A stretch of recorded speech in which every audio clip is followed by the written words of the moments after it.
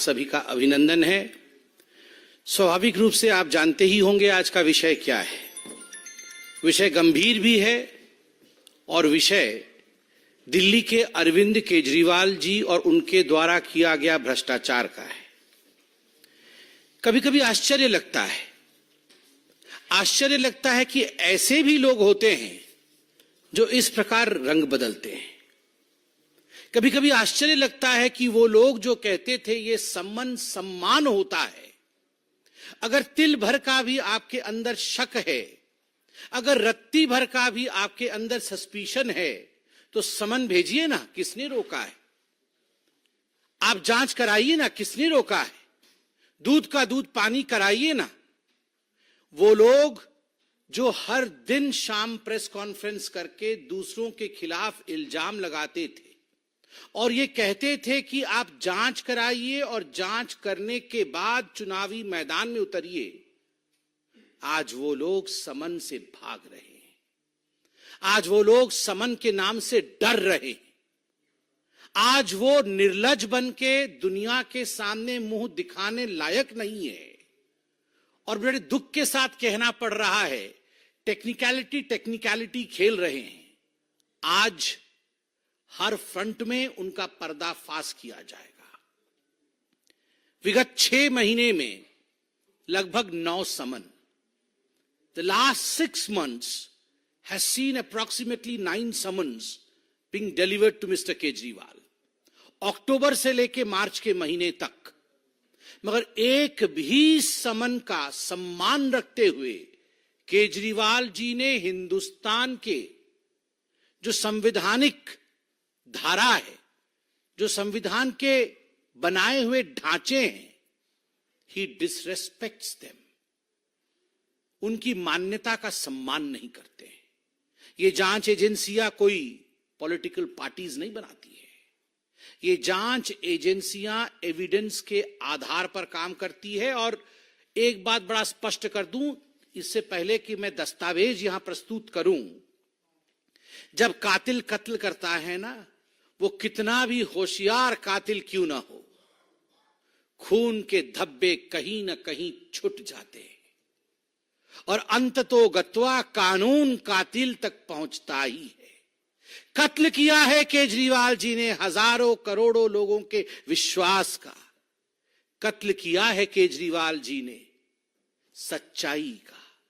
कत्ल किया है केजरीवाल जी ने विकास का। और उसके एविडेंसेस, उन खून के धब्बों के छींट चारों ओर फैले हुए हैं और तभी उन्हें समन दिया जा रहा है। उन छींट के कुछ धब्बे आज हम आपको यहां दिखाएंगे। उनके झूठ के पुलिंदे आपके सामने आज हम खोलेंगे। आप जान के आश्चर्यचकित हो जाएंगे, 9 समन 18 बहाने। 9 समन 18 बहाने। आप याद करिए, जब पहला समन आया था तो बहाना क्या था? दिवाली है। जब दूसरा समन आया तो बहाना क्या था? गवर्नेंस महत्वपूर्ण है। तीसरा समन आया था तो बहाना क्या था? मैं विपश्यना करने गया हूं। चौथा समन आया तो बहाना क्या था? असेंबली चल रही है। 5वां समन आया तो बहाना क्या था? मध्य प्रदेश में चुनाव चल रहे हैं, मैं कैसे आ जाऊं जी, मुझे तो भाषण करना है। 9 समन 18 बहाने। मगर ये बहाने चलने वाले नहीं है। कल से टेक्निकल बहाने दिए जा रहे हैं। और वो टेक्निकल बहाने क्या है? अरे, कोर्ट में तो हम इन समन्स को खारिज कर दिया, कोर्ट में तो हमें बेल मिल गया, फिर किस आधार पर ईडी हमें बुला रही है, फिर किस आधार पर जांच एजेंसी समन भेज रही है?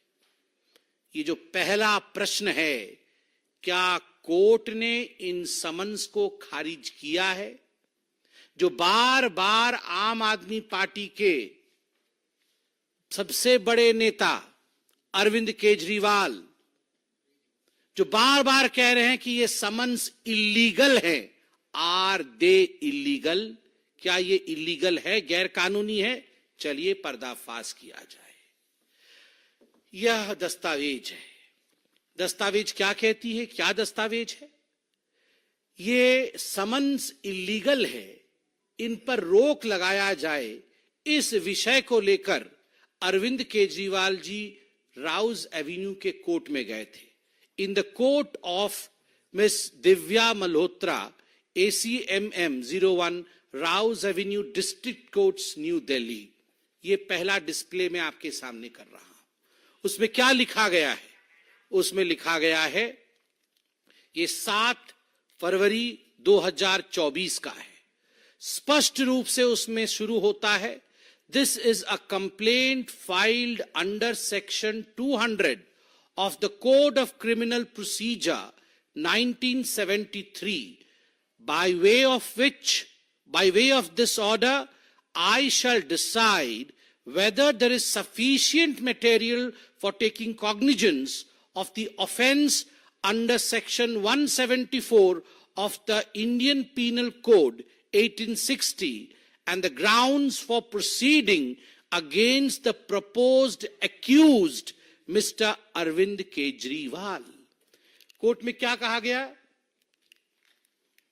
कोर्ट में कहा गया, केजरीवाल जी ने जाके कहा कि जो ईडी ने समन भेजा था वो गैर कानूनी है और इसको विड्रॉ कराया जाए.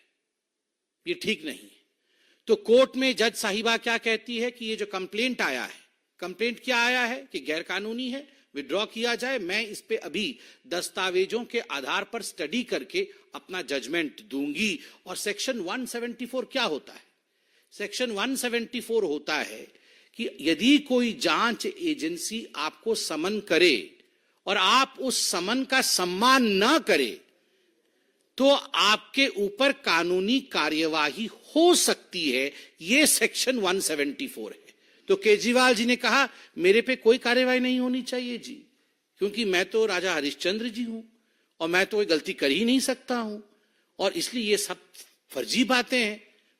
मगर यहां एक्यूज्ड के नाम से जज साहिबा ने उन्हें संबोधित किया और कंक्लूजन में जब जजमेंट दिया, मैं वो पन्ना आपको दिखा रहा हूं और पढ़ के सुना रहा हूं. क्या कहा गया कंक्लूजन में? 13 नंबर पैराग्राफ में, to sum up from the contents of the complaint and the material placed on record, prima facie offence under section 174 of the IPC 1860 is made out, and there are sufficient grounds for proceeding under section 204 of the Code of Criminal Procedure 1973 against accused Mr. Arvind Kejriwal. बड़े स्पष्ट रूप से कहा गया कि वो accused mister Arvind Kejriwal जो हैं, प्राइमा फेसी अक्यूज्ड हैं. जो भी तथ्य कोर्ट के सामने रखा गया, जो भी दस्तावेज मेरे सामने रखा गया, जज साहिबा कह रही हैं, मैंने गहन अध्ययन किया. गहन अध्ययन करने के पश्चात प्रथम दृष्टया इसमें कोई शक नहीं है कि जब आपको समन दिया जाए तो आपको समन का सम्मान करते हुए जांच एजेंसी के सामने एक्यूज्ड, आज से मैं अरविंद केजरीवाल जी को एक्यूज्ड बोलूंगा. एके मतलब एक्यूज्ड अरविंद केजरीवाल. ये एक और उपाधि उनको मिली है, AAK, एक्यूज्ड अरविंद केजरीवाल. ये एक्यूज्ड अरविंद केजरीवाल जी हैं और उनको आके उनकी सफाई देनी पड़ेगी. आगे जज साहिबा क्या कहती है ये भी आप सुन लीजिए. Accordingly, issue summons to accused Mr. Arvind Kejriwal for the offence under section 174 of the Indian Penal Code 1860 for 17/2/2024, announced in the open court today on 7th day of February 2024. इसलिए आप और समन्स इश्यू करिए. Court ने कहा समन issue करिए. Court ने कहा prima facie accused है. कोर्ट ने कहा कि आपको अपीयर होना पड़ेगा. आप कैसे कह रहे हैं कि ये जो समन्स थे वो इलीगल थे? तो मी लॉर्ड, सर जी, क्योंकि सर जी जो सोचते हैं कि वही लॉर्डशिप है, तो हम तो छोटे हैं, हम तो आम आदमी. अरविंद केजरीवाल जी को लगता है वही सर्वे सर्वा है. तो मैं उनको ही कह रहा हूं, मी लॉर्ड अरविंद केजरीवाल जी, आपका जो सबमिशन था that has fallen flat. Your submission that these summons were illegal has fallen flat. वो इलीगल नहीं थे मिलॉर्ड। आज आम आदमी भी समझ सकता है कि वो लीगल थे क्योंकि हिंदुस्तान की कोर्ट ने ऐसा कहा। तो अरविंद केजरीवाल ने कहा, अरे ये क्या हो गया, कोर्ट ने तो मेरी पोल खोल दी। तो तुरंत भागे, कहां गए, फिर कोर्ट चले गए कि रिव्यू करिए। मैं तो बहुत बड़ा सत्यवादी पुरुष हूं, मेरे से बड़ा तो सत्यवादी कोई है नहीं, मैं तो भ्रष्टाचार कर ही नहीं सकता, इसलिए आप इसको रिव्यू कर दीजिए, ये जजमेंट ठीक नहीं। तो कहां गए, फिर से कोर्ट में गए और कोर्ट में जाके उन्होंने केस फाइल किया। Revision petition against the order dated 7/3/2024, जो ऑर्डर मैंने पढ़ा, is stated to have been filed by the accused. Court ने लिखा कि एक रिवीजन पिटीशन फाइल किया केजरीवाल जी ने, और फिर कोर्ट आगे कहती है कि we revived, received and perused documents, there is no stay on the proceedings. सबसे महत्वपूर्ण बात जो कोर्ट कहती है, no stay on the proceedings. आपने रिवीजन के लिए फाइल किया केस कि नहीं, ये जो है अक्यूज्ड है, प्राइमा फेसी अक्यूज्ड है, इसको रिवाइज कर दिया जाए, सेक्शन 174 के तहत रोक लगा दिया जाए, मगर कोर्ट ने कहा no stay on the proceedings.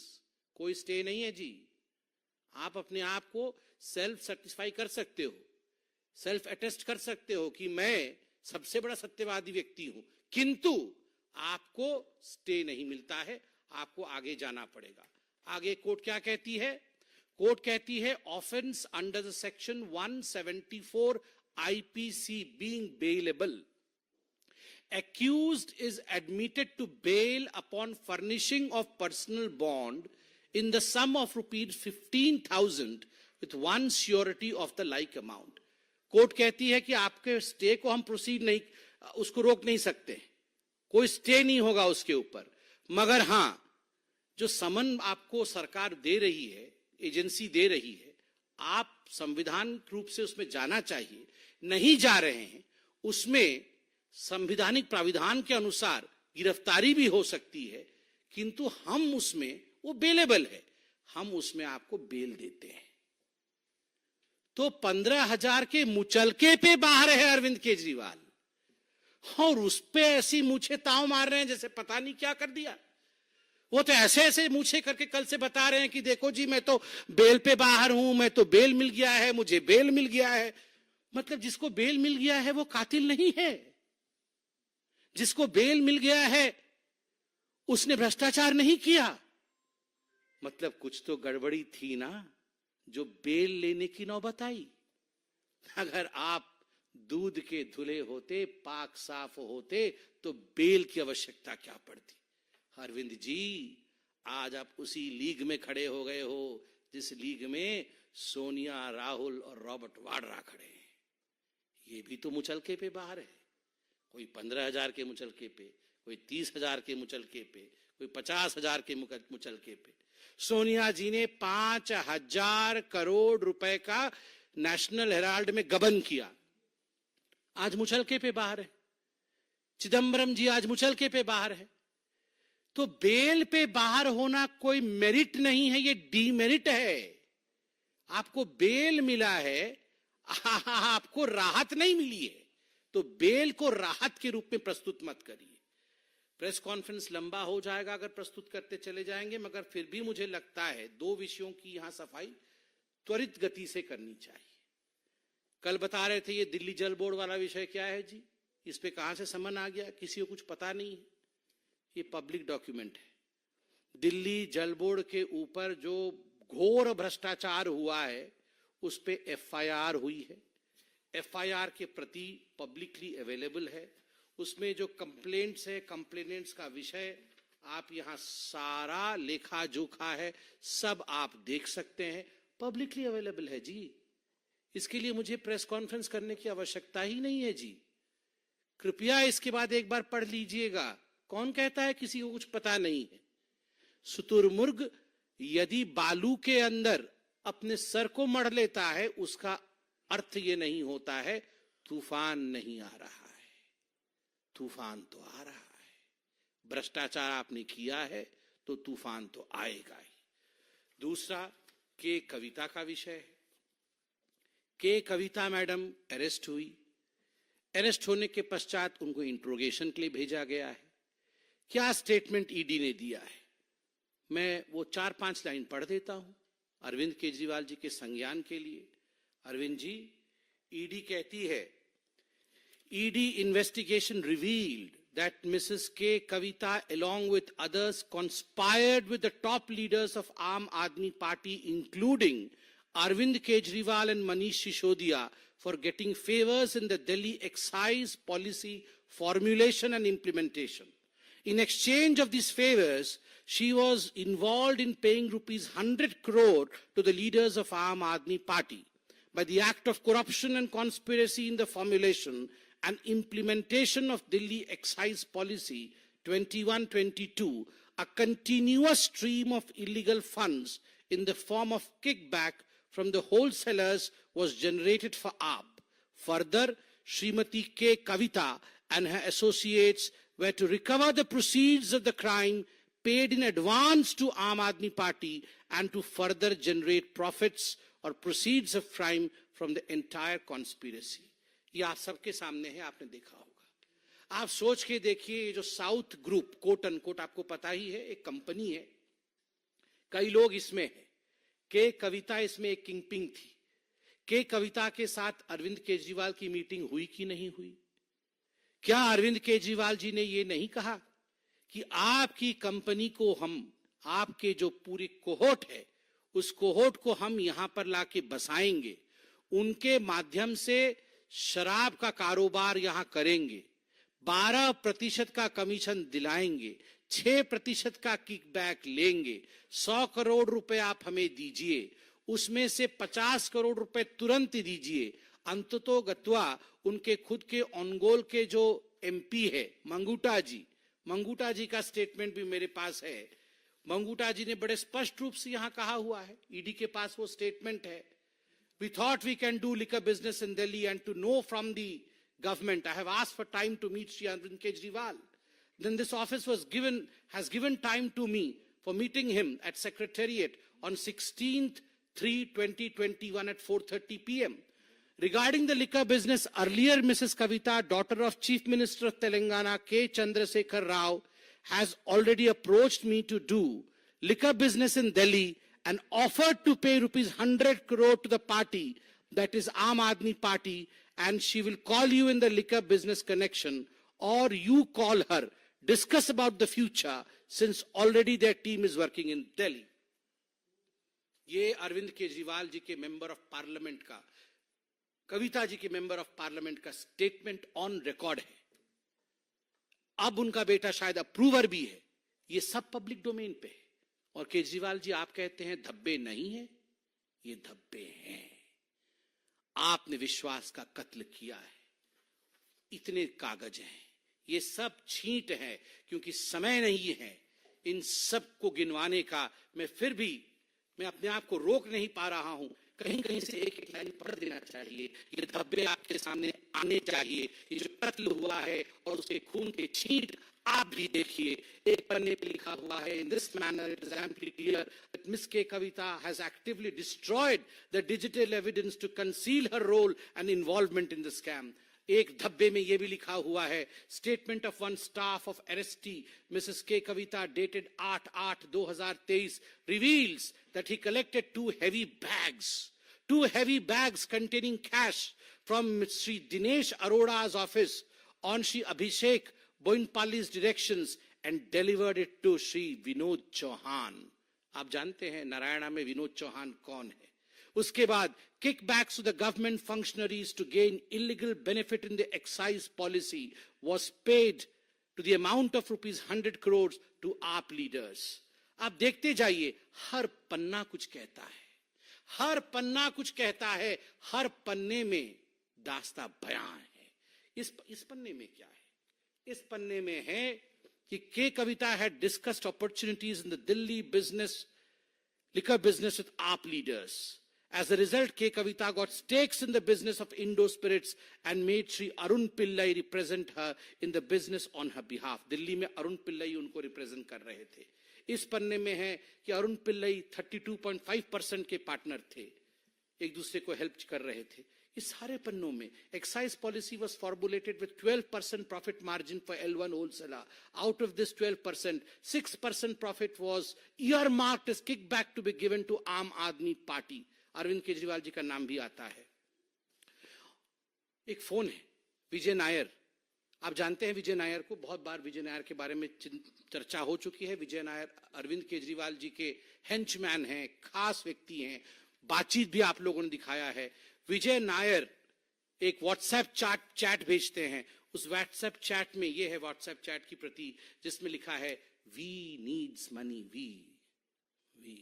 कहां तो हम वी को विक्ट्री सोचते थे, कहां तो इन्होंने वी का भी, वी नीड मनी। आप बताइए, ये हालत आज अरविंद केजरीवाल जी ने किया है।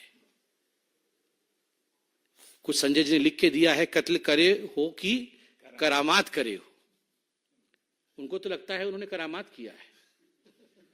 देखिए, दिल्ली की जनता, हिंदुस्तान की जनता, जनता जनार्दन होती है, आंखों से पढ़ लेती है गारंटी किसके पास है और भ्रष्टाचार किसके पास है।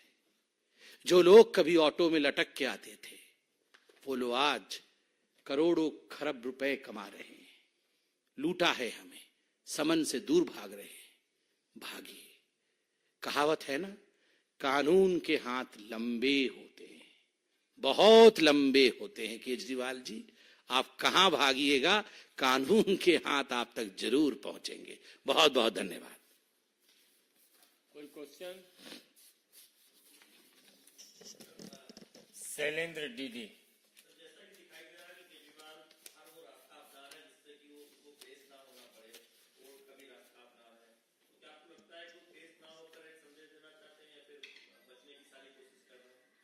देखिए, इस देश में, यह एक लोकतांत्रिक देश है। पूरे विश्व का अगर तंत्र को देखा जाए तो हिंदुस्तान से बड़ा लोकतंत्र नहीं है। आपको क्या लगता है, कोई भी व्यक्ति, चाहे वो कितना भी बड़ा हो, चाहे वो मुख्यमंत्री हो, चाहे वो कोई मंत्री हो, क्या कानून और इस प्रक्रिया से भाग सकता है? आखिर कब तक भाग सकता है? और पोस्चरिंग, जिसको अंग्रेजी में पोस्चरिंग कहते हैं, आप पोस्चरिंग भी कब तक कर सकते हैं? जब दस्तावेज होते हैं, सबूत होते हैं, कहानी चीख चीख के अपने आप को बयां कर रही है, वैसे में कोई भाग नहीं सकता, कोई बच नहीं सकता। अंत तो गत्वा सत्य पकड़ ही लेती है। Aishwarya Paliwal, India today.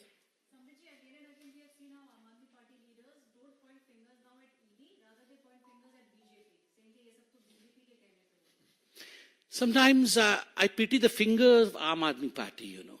I don't know how many directions the fingers of Aam Aadmi Party have changed. Initially, you remember, the fingers were pointing to Lalu Prasad Yadav. The finger was pointing to Sonia Gandhi. The finger was pointing that Mr. Vadra is the most corrupt man. The finger pointed towards Rahul Gandhi as the most corrupt person on this earth. And then they shook hands and all the fingers came together. So as far as the finger of Aam Aadmi Party is concerned, I would rather talk about finger fry, not the fingers. Hindi एक second इस विषय को हिंदी में। देखिए, madam ने हमसे पूछा कि ये जो उंगली आम आदमी पार्टी की है, वो बीजेपी के दिशा में इंगित कर रही है कि कहीं ना कहीं ये दास्ता जो समन्स का है, वो बीजेपी करवा रही है। मुझे शिकवा किसी से नहीं है, गिला और शिकवा है और दया है तो मुझे आम आदमी पार्टी के नेता की उस उंगली पे है। क्या क्या खेल करवा रही है आम आदमी पार्टी के मस्तिष्क अपने उस उंगली से। सोचिए जरा, वही उंगली जो पहले उठती थी सोनिया गांधी जी की तरफ कहते हुए कि ये सबसे भ्रष्ट है, वही उंगली आम आदमी पार्टी की जो उठती थी लालू प्रसाद यादव को सबसे भ्रष्ट कहते हुए, वही उंगली जो रॉबर्ट वाड्रा को कहती थी कि ये सबसे भ्रष्ट है, वही उंगली जो दूसरों की तरफ उठती थी, वो उंगली आज उनके साथ हाथ मिला रही है। और आज वो उंगली क्रेडिबिलिटी की उंगली नहीं है। जनता अपने उंगली का कमाल दिखाएगी जब एक उंगली से बटन दबाएगी और कमल को जिताएगी। नीलू रंजन, दैनिक जागरण।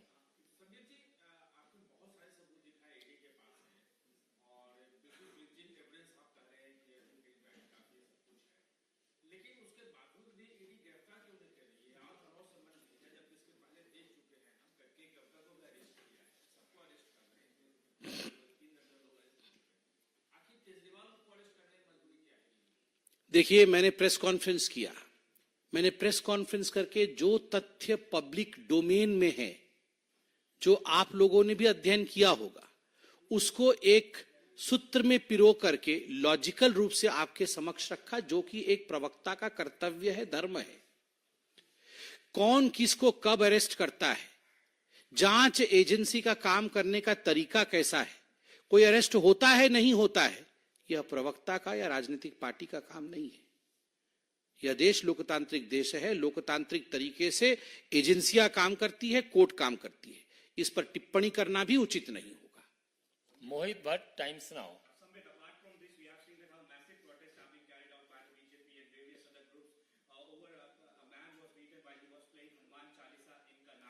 प्लीज, अभी ये विषय अलग है। इस विषय से संदर्भित कोई विषय हो तो। इसी शराब नीति के अंतर्गत हमने पहली बार देखा कि मनीष सिसोदिया का जमानत लेने के लिए क्यूरेटिव पिटीशन दाखिल किया गया और वो भी रिजेक्ट हो गया। उसके बावजूद के पास अब तो ईडी गिरफ्तार कर सकती है केजरीवाल को, जब इतने मामले सीरियस है। देखिए, एक बात तो स्पष्ट है और आप खुद ही मान रहे हैं, हिंदुस्तान मान रहा है। आप याद करिए, इसी प्रकार का 2-2-5, इसी प्रकार का द्वंद्व जब मनीष सिसोदिया जी गिरफ्तार हुए थे या मनीष सिसोदिया जी पे केस चल रहा था, अभी भी चल रहा है, तो आम आदमी पार्टी ने उन्हें भी पाक साफ कहा था। उससे पहले सत्येंद्र जैन के ऊपर भी इसी प्रकार की कहानी चल रही थी कि वो तो बिल्कुल सच्चे व्यक्ति हैं जी, हमने उनको गलत तरीके से जांच एजेंसियों का इस्तेमाल कराते हुए गिरफ्तार कराया। मगर नतीजा आपके सामने है, सुप्रीम कोर्ट तक विषय गया और आज दोनों नेता जेल के अंदर हैं, संजय सिंह भी जेल के अंदर है। यह दिखाता है स्पष्ट रूप से कि आम आदमी पार्टी के पास तथ्य नहीं होता। जहां तक गिरफ्तारी इत्यादि का विषय है, इस पर किसी पॉलिटिकल पार्टी के प्रवक्ता का टिप्पणी करना उचित नहीं है और यह हमारे परिसीमन से बाहर है। किस प्रकार से ईडी काम करती है, किस समय वो समन भेजती है, कौन गिरफ्तार होता है, कौन नहीं होता है, यह परिसीमन हमारा नहीं है, यह उनकी परिधि है। That lies within the boundary of the agencies which are investigating. ये प्रश्न आप तो वहां भी जा सकते हैं।